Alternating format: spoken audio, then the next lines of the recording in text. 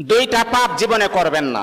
দুইটা এমন পাপ রয়েছে জীবনে করার চেষ্টা করবেন, আজকে থেকে আপনারা প্রমিস করবেন এই দুইটা পাপ আমরা কখনো করব না।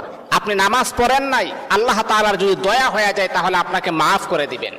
আপনি ফজরের নামাজ পড়েন নাই, আল্লাহ পাক রব্বুল আলামিনের যদি মায়া লেগে যায়, আল্লাহ পাক রব্বুল আলামিন আপনার গুনাহকে আমার আল্লাহ ক্ষমা করে দিবেন। আপনি যদি নফল নামাজ ইবাদত বন্দেগী কম করেন, আমার আল্লাহ কিন্তু আপনাকে মাফ করে দিবেন।